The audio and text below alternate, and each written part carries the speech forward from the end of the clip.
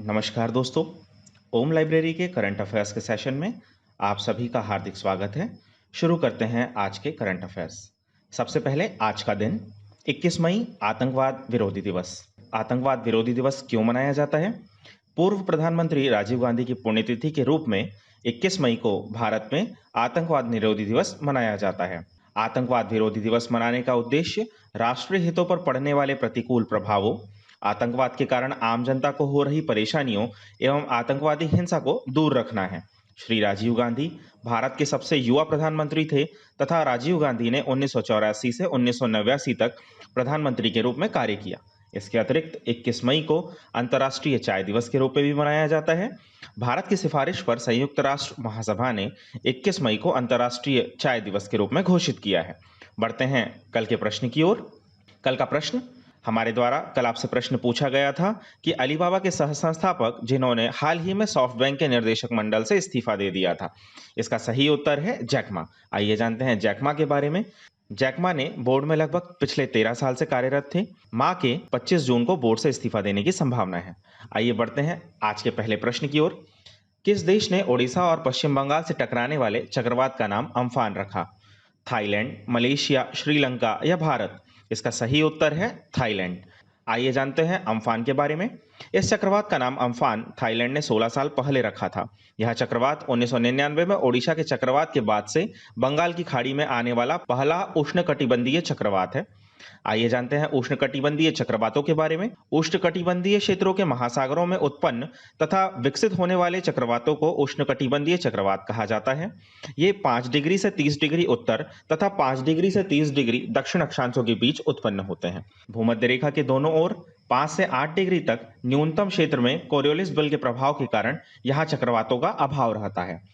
उष्णकटिबंधीय चक्रवात अत्यंत विनाशकारी वायुमंडलीय तूफान होते हैं जिनकी उत्पत्ति कर्क एवं मकर रेखा के मध्य महासागरीय क्षेत्रों में होती है। तत्पश्चात इनका प्रभाव स्थलीय क्षेत्रों में होता है। ITCZ के प्रभाव से निम्न वायुदाब के केंद्र में विभिन्न क्षेत्रों में पवनें अभिसारित होती है तथा कोरियोलिस बल के प्रभाव से वृत्ताकार मार्ग का अनुसरण करते हुए ऊपर उठती है। फलतः वृत्ताकार समदाब रेखाओं के सहारे उष्णकटिबंधीय चक्रवात की उत्पत्ति होती है। व्यापारिक पूर्वी पवनों की पेटी का अधिक प्रभाव होने के कारण सामान्यतः इनकी गति पूर्व से पश्चिम की ओर रहती है। उष्णकटिबंधीय चक्रवात के मध्य केंद्र शांत होते हैं जिन्हें चक्रवात की आग भी कहा जाता है। उत्पत्ति के आधार पर चक्रवातों को 2 भागों में विभाजित किया जा सकता है, जिनमें पहला है उष्णकटिबंधीय चक्रवात और दूसरा है शीतोष्ण कटिबंधीय चक्रवात। आइए जानते हैं उष्णकटिबंधीय चक्रवातों को किस क्षेत्र में क्या कहा जाता है। हरिकेन अटलांटिक महासागर और पूर्वी उत्तरी प्रशांत महासागर में, टाइफून पश्चिमी प्रशांत महासागर में एवं उष्णकटिबंधीय चक्रवात दक्षिणी प्रशांत महासागर और हिंद महासागर में कहा जाता है। बढ़ते हैं अगले प्रश्न की ओर। विश्व स्वास्थ्य संगठन के कार्यकारी बोर्ड के अध्यक्ष के रूप में किसे चुना गया? Doctor Harshvardhan, doctor Balram Bhargava, doctor Poonam Khetrapal? इनमें से कोई नहीं। इसका सही उत्तर है डॉक्टर हर्षवर्धन।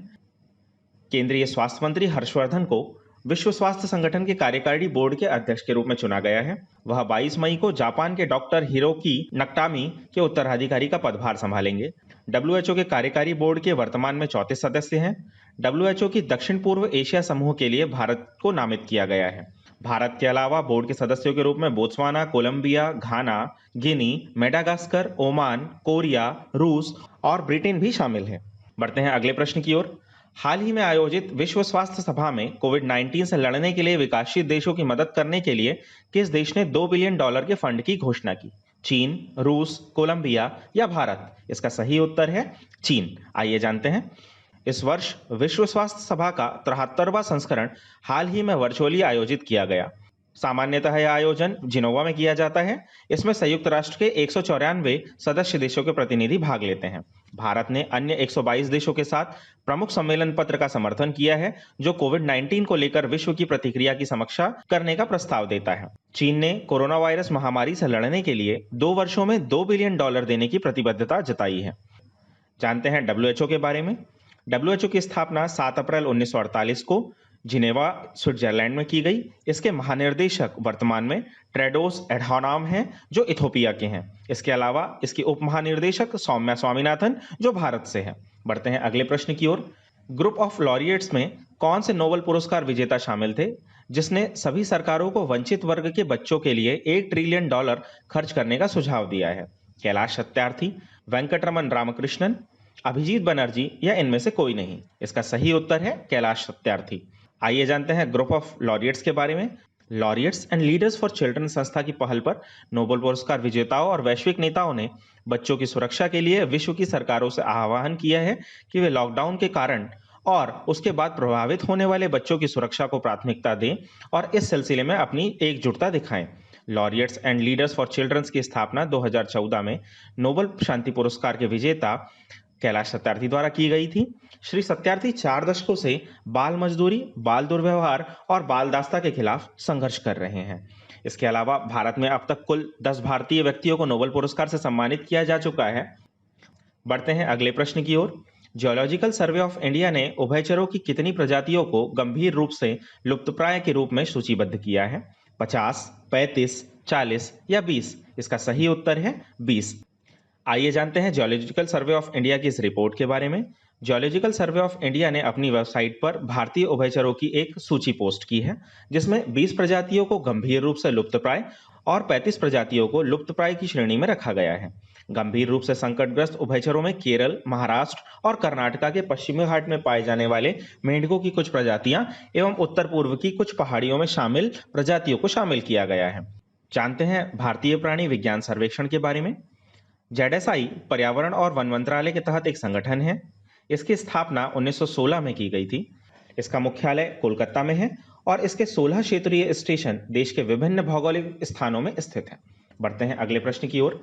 हाल ही में किस देश ने फिलिस्तीन शरणार्थियों के लिए आर्थिक सहायता का योगदान दिया? नेपाल, भारत, पाकिस्तान या बांग्लादेश? इसका सही उत्तर है भारत। भारत सरकार ने संयुक्त राष्ट्र रिलीव एंड वर्क एजेंसी को $2 मिलियन की सहायता मुहैया कराई है। फिलिस्तीनी शरणार्थियों के कल्याण के लिए काम करने वाली संयुक्त राष्ट्र की एक एजेंसी को यह योगदान भारत सरकार ने शिक्षा एवं स्वास्थ्य सहित मुख्य कार्यक्रमों और सेवाओं के लिए संयुक्त राष्ट्र राहत एवं निर्माण एजेंसी को दिया है। जानते हैं कौन है फिलिस्तीनी शरणार्थी?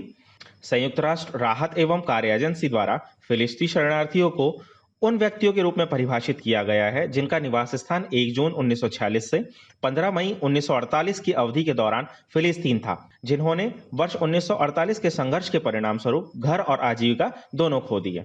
UNRWA के आधिकारिक आंकड़ों के अनुसार पंजीकृत फिलिस्तीनी शरणार्थियों में से लगभग 1/3 से अधिक लोग पूर्वी यरूशलेम सहित जॉर्डन, लेबनान, सीरिया, गाजा पट्टी और वेस्ट बैंक के लगभग 58 मान्यता प्राप्त फिलिस्तीनी शरणार्थी शिविरों में रहते हैं।